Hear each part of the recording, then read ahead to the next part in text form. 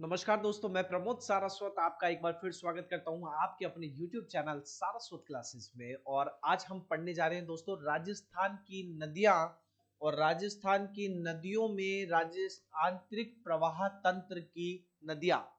जैसा आप सभी जानते हैं कि राजस्थान की जो नदियां हैं उसके दो पार्ट हम लोग पढ़ चुके हैं।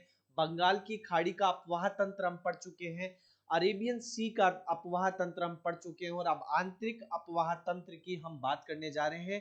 अरेबियन सागर लेफ्ट साइड में जो नदियां जाती है वो अरेबियन सागर में जाती है, जो राइट साइड में जाती है वो बे ऑफ बंगाल में जाती है। और ऐसी नदी जो धरातल से चालू होकर धरातल पर ही खत्म हो जाती है, ऐसी नदियां क्या कहलाती है? आंतरिक प्रवाह की नदियां कहलाती है। तो राजस्थान के परिप्रेक्ष्य में हमने देखा कि लूनी नदी है जो वो अरब सागर की तरफ गई, जबकि चंबल नदी थी वो आपकी जो है यमुना होती हुई और गंगा होती हुई और बंगाल की खाड़ी में गई। जबकि अब जो हम नदी जैसे काकनी, कांतली, घग्गर नदियां जो है वो अब हम पढ़ेंगे, वो आंतरिक प्रवाह के अंदर पढ़ेंगे। तो राजस्थान के आंतरिक प्रवाह तंत्र की जो नदियां हैं उसके बारे में हम अब स्टडी करने जा रहे हैं। तो सबसे पहले घग्गर नदी, जिसका सरस्वती, द्विशवती, मृत नदी या नट नदी भी इनको हम कहते हैं। ठीक है, तो सरस्वती नदी के बारे में ये ज्यादा कंफ्यूज मत होना कि लूनी नदी को भी सरस्वती नदी कहा जाता है और इसको भी कहा जाता है, दोनों के ही निकनेमों में सरस्वती नदी आती है। तो ध्यान दीजिए, राजस्थान के आंतरिक प्रवाह की सर्वाधिक लंबी नदी, आंतरिक प्रवाह की नदी मैंने आंतरिक प्रवाह बता दिया है, धरातल से चालू होकर धरातल पे खत्म होने वाली नदियां क्या कहलाती हैं? आंतरिक प्रवाह की नदी कहलाती है। और उसमें सर्वाधिक लंबी नदी जो है वो कौन सी है? घग्गर नदी है। घग्गर नदी का उद्गम जो है वो कहां से हो रहा है? हिमालय की पहाड़ियों से।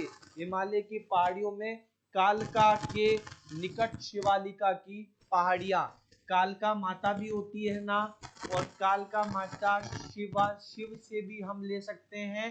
तो कालका की शिवालिका की पहाड़ियों से ये निकलती है। क्या निकलती है? घग्गर नदी निकलती है। ठीक है, ये नदी पंजाब हरियाणा में बहकर पंजाब होती हुई, हरियाणा होती हुई, हनुमानगढ़ जिले के निकट हनुमानगढ़ जिले के में टिब्बी नामक स्थान पे, कौन सी जगह पर? टिब्बी, याद कर लीजिए, टिब्बी नामक स्थान पे, कौन सी जगह पे? हनुमानगढ़ में।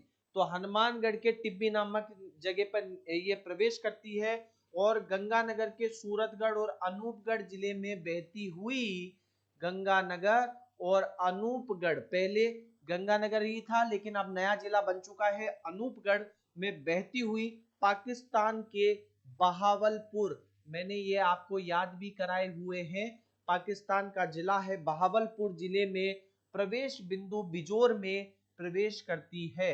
यहाँ पर जो पॉइंट है, कौन सी जगह? बिजोर। आप बिजोर याद नहीं रहे, कोई दिक्कत नहीं है, बहावलपुर जिले के अंदर कहां से, लेकिन टिब्बी जरूर याद रखना, राजस्थान के हनुमानगढ़ में टिब्बी में ये प्रवेश करती है। और कहां पे?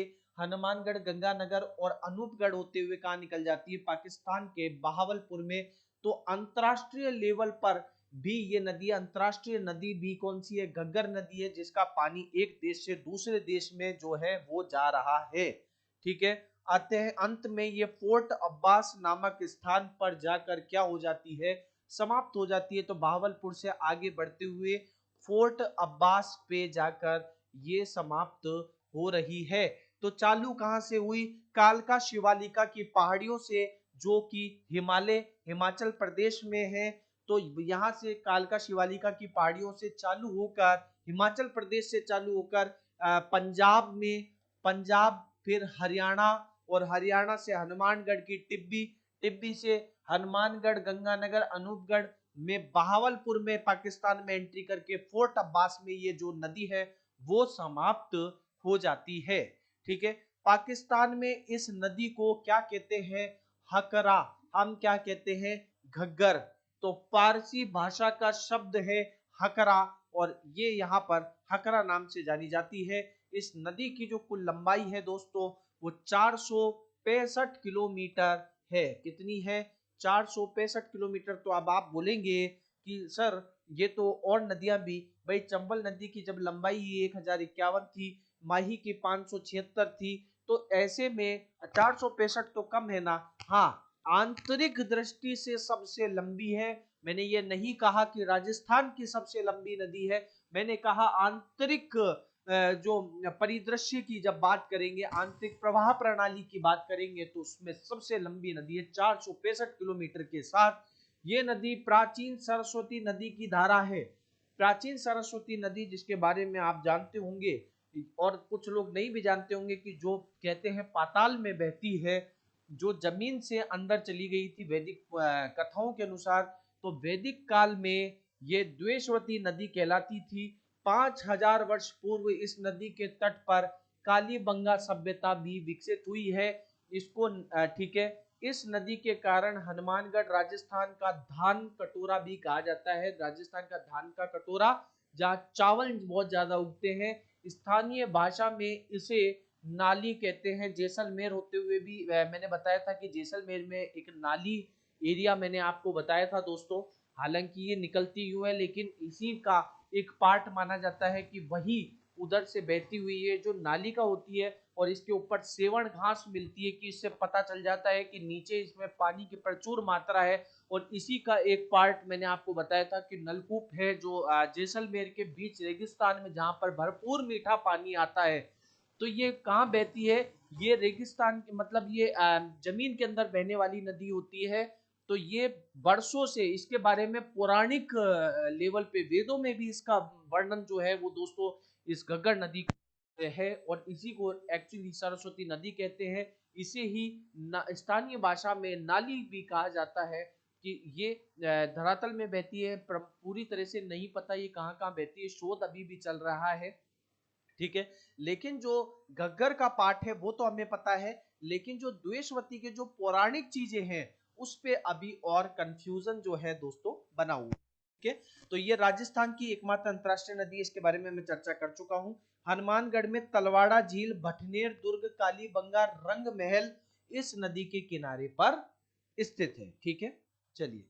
और दोस्तों अगर आप कर रहे हैं आप कर रहे हैं स्टेनो और टाइपिंग की तैयारी, तो जुड़े हमारे साथ सारस्वत स्टेनो एंड टाइपिंग के क्लासेस के साथ में।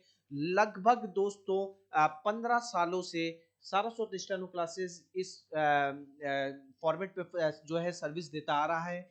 और आपको सबसे पहले राजस्थान में डिजिटलाइजेशन लाने वाला जो इंस्टीट्यूट है वो भी सारस्वत स्टेनो क्लासेस ही है। इसके अलावा गवर्नमेंट सर्टिफिकेट भी अगर आप चाहते हैं तो सारस्वत स्टेनो क्लासेस में आप 9887060188 नंबर पे कॉल करके पता कर सकते हैं। और कर रहे हैं अगर आप एसएससी की स्टेनोग्राफी की, आरएसएमएसएसबी स्टेनोग्राफी की या कोर्ट की तैयारी, तो आप हमारे साथ ऑनलाइन और ऑफलाइन दोनों ही माध्यम से जुड़ के अपनी तैयारी कर सकते हैं।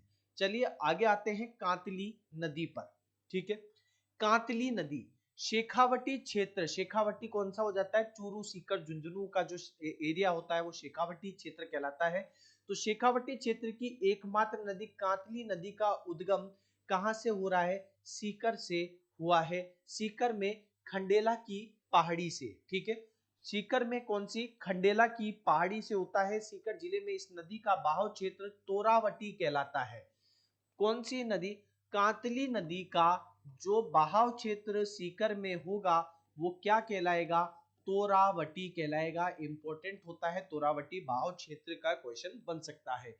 ये नदी 100 किलोमीटर लंबी है। सीकर और नीम का थाना में बहने के बाद झुंझुनू चूरू जिलों की सीमा पर समाप्त हो जाती है। तो ये क्या चलती है? सीकर नीम का थाना होते हुए झुंझुनू को दो भागों में बांटते हुए चूरू में जाके ये समाप्त हो जाती है। और ये कितने किलोमीटर की है? 100 किलोमीटर की होती है। झुंझुनू को दो भागों में ये विभाजित करती है। ये देखिए यहाँ पर दो भागों में इसने विभाजित कर दिया है। ठीक है, इसलिए इसे कांटली, काटली मतलब दो भागों में काट दिया, और काटली से बना कांतली नदी भी कहते हैं। लगभग 5000 वर्ष पूर्व नीम का थाना जिले में, अब ये जिला हो चुका है दोस्तों नीम का थाना। पहले ये सीकर का ही पार्ट हुआ करता था, और सीकर के पार्ट से अब कौन सा हो गया है? नीम का थाना जिले में इस नदी के तट पर गणेश्वर सभ्यता का विकास भी हुआ है। 5000 वर्ष पुराने समय में गणेश्वर की जो सभ्यता है वो किस नदी पर? कांतली नदी पर हुआ है, जहां से मछली पकड़ने के 400 कांटे प्राप्त हुए हैं। तो ये क्वेश्चन जरूर पूछ लिया जाता है कि मछली पकड़ने के जो कांटे हैं वो कौन सी नदी घाटी सभ्यता पर या कौन सी नदी पर पाए गए हैं प्राचीन। तो ये 400 मछली पकड़ने के जो कांटे हैं ये गणेशोर सभ्यता का पार्ट है और ये कहां पर कातली नदी पे विकसित हुई है। इससे ज्ञात होता है कि लगभग 5000 वर्ष पूर्व भी कातली नदी का पर्याप्त मात्रा में पानी रहा होगा। तो अगर मछली पकड़ने के कांटे हैं तो सीधी बात है कि 5000 वर्ष पूर्व यहाँ पर खूब सारी मछलियां और पानी जो है होगा। सोनारी सभ्यता नीम का थाना जिले की खेतड़ी तहसील में कातली नदी के दाएं किनारे पर स्थित है, जबकि गणेशोर सभ्यता भी कातली नदी के दाईं ओर नीम के थाने में ही स्थित है। तो सोनारी और गणेशोर सभ्यता कातली नदी के किनारे पर जो है वो स्थित है। ठीक है, नेक्स्ट बढ़ते हैं कांकड़े नदी। अब देखिए एक होती है कांतली नदी, कौन सी, कांतली, और एक इसको हम देखिए कांकड़े भी कहते हैं और इसको कांकड़ी नदी भी कहते हैं। तो आप इसमें कंफ्यूज मत होना, एक है कांतली नदी और कांतली नदी को तो कट से याद कर लीजिए, झुंझुनू को दो भागों में काटेगी, सीकर से निकलेगी नीम का थाना, झुंझुनू और चूरू होते हुए वो 100 किलोमीटर की है, वो तो क्या हो गई कांतली, कांतली काटने वाली। और अब है कांकणी, ठीक है, या इसको हम क्या कहते हैं, कांकणेया, कांकणेय। ठीक है, चलिए आंतरिक प्रवाह की सबसे छोटी नदी, कांकड़े नदी का उद्गम जिला जैसलमेर जिले से कोटरी गांव में होता है। ये नदी उत्तर पश्चिम में भुज झील में जाकर समाप्त हो जाती है। देखिए जैसलमेर से ही हुआ और भुज झील जो है वहां पर जाकर ये मिल जाती है और ये सबसे छोटी जो नदी है जैसलमेर से चालू कर जैसलमेर में ही समाप्त हो जाती है। किंतु ये मौसम नदी अत्यधिक वर्षा में मीठा खाड़ी में अपना जल गिराती है, स्थानीय लोग इसे मसूर दी भी कहते हैं। तो ये जो कौन सा जल लेती है, मीठा जल जो है वो बरसात में लेकर जाती है और इसको स्थानीय भाषा में हम क्या कहते हैं, मसूर दी, मशहूर है जो नमकीन जगह पे भी मीठा पानी लेकर जाती है, तो मसूर दी काकड़े नदी को यहाँ पर हम कहते हैं। नेक्स्ट बढ़ते हैं दोस्तों, साबी नदी के बारे में आप पढ़ने जा रहे हैं। साबी नदी जो है राजस्थान में आंतरिक प्रवाह नदी है। साबी का उद्गम कोटपुतली जिले में, देखिए साबी नदी जो है वो पहले जयपुर में आती थी, लेकिन अब क्योंकि कोटपुतली का जो इलाका है वो अब जयपुर से अलग हो चुका है और कोटपुतली को जिला बना दिया गया है, तो कोटपुतली जिले में सेवर की पहाड़ियां, और सेवर की पहाड़ियां पहले कहां हुआ करती थी, जयपुर में हुआ करती थी, और अब कहां गई, कोटपुतली में गई। तो कोटपुतली में सेवर की पहाड़ियों से शुरू होता है ये नदी उत्तर पूर्व की ओर, उत्तर पूर्व कौन सा हो गया, ये नॉर्थ है, ये ईस्टर्न है, तो नॉर्थ ईस्ट। ठीक है, तो ये वाला इलाका जो है वो नॉर्थ ईस्ट हो गया। तो उत्तर पूर्व की ओर बहकर खेड़तल तिजारा जिले में बहती है और हरियाणा के गुड़गांव जिले से नजफगढ़ के समीप पटौदी में जाकर समाप्त हो जाती है। ठीक है, कहां से चालू हो रही है, ये कोटपुतली से तो चालू होती है, तिजारा ये इस तरीके से ऊपर की ओर निकलती है दोस्तों, और कहां पर, हरियाणा के गुड़गांव में जाकर ये जो नदी है वो समाप्त हो जाती है। इस नदी का पार्ट कहां से, कोटपुतली, कोटपुतली से खेड़तल तिजारा, और तिजारा से कहां पर, गुरुग्राम, गुरुग्राम कहां पर, आपके हरियाणा में, तो गुरुग्राम में जाकर ये खत्म हो जाती है। मानसून काल में इस नदी का पाट अत्यधिक चौड़ा हो जाता है, ये अपनी विनाश लीला के लिए प्रसिद्ध हुआ करती थी। जितना पाट इसका हम देखते हैं उससे हम अनुमान लगाते हैं कि ये अपनी विनाश लीला के लिए बहुत प्रसिद्ध रही होगी। अकबर ने इस पर कई बार पुल बनाने का प्रयास किया लेकिन वो कभी भी सफल नहीं हो पाया। साबी कोटपुतली जिले की मुख्य और सबसे बड़ी नदी है, किसकी, कोटपुतली की सबसे बड़ी नदी है, सबसे मुख्य नदी है। ये जिले के एक छोर से प्रवेश करके पूरे जिले को पार करके खेड़तल जिले में मुंडावर के पास प्रवेश करती है। ठीक है, कहां पर करती है, खेड़तल में प्रवेश करती है। मनासी बैराज, याद कर लीजिए, मनासी बैराज, बैराज क्या है, बांध ही होता है, तो मनासी बैराज साबी नदी पर बना हुआ बांध है।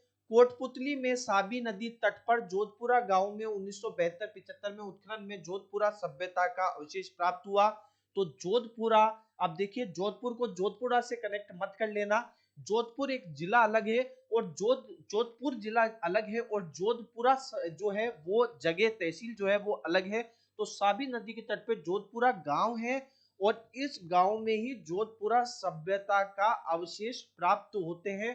तो जोधपुरा अवशेष कहाँ, साबी नदी में, ठीक है। तो और जो जोधपुरा गांव है वो कहां पर है, कोटपुतली में स्थित है, ठीक है। जो पहले कहां पे जयपुर में हुआ करता था, आपके इसमें चला गया, कोटपुतली में चला गया।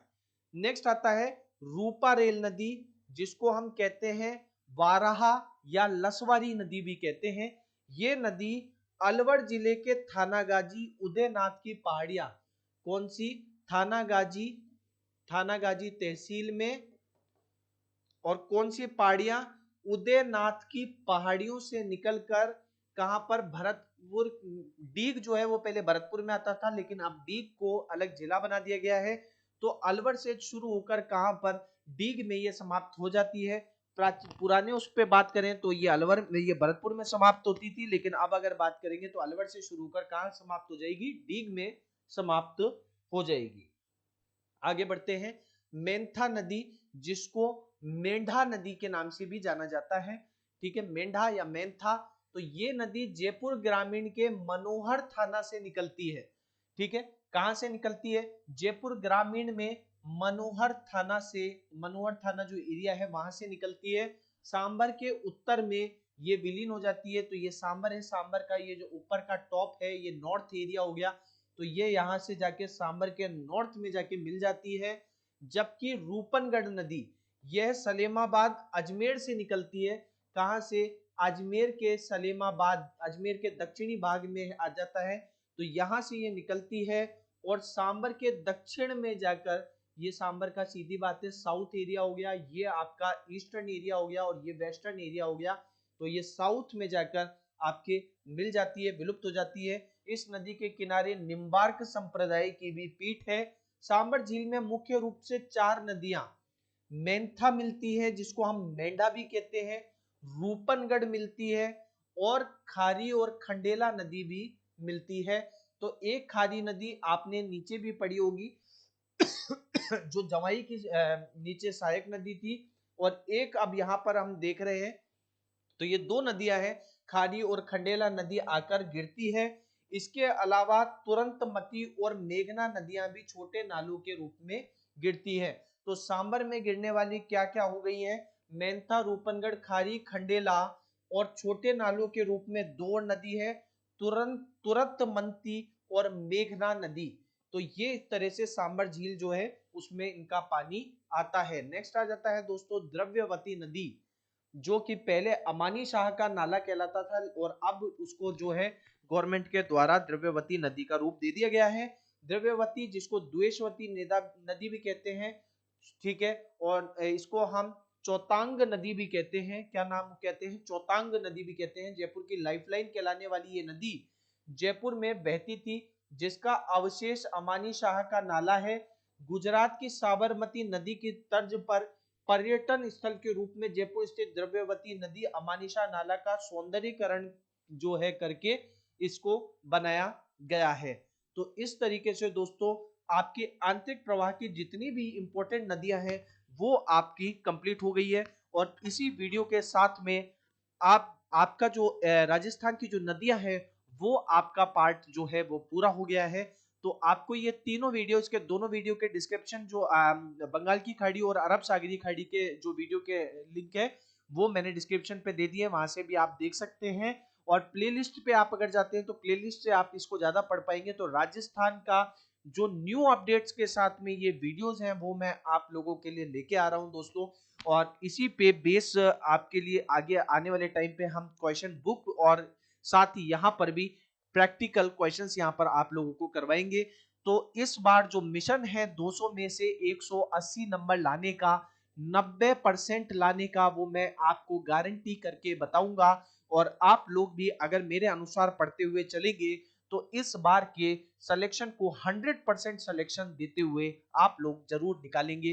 तो मिलते हैं अगले वीडियो में। और दोस्तों तब तक के लिए आप लोगों को अगर हमारे वीडियो पसंद आ रहे हैं तो लाइक शेयर जरूर करें, और ज्यादा से ज्यादा ग्रुप्स में और टेलीग्राम ग्रुप्स में इन वीडियोस को आप लोग शेयर करें, ताकि हर व्यक्ति को इन जो हम लोग जो पढ़ा रहे हैं उसका ज्ञान और उसकी जो नॉलेज है वो सबको मिल सके। धन्यवाद, थैंक यू।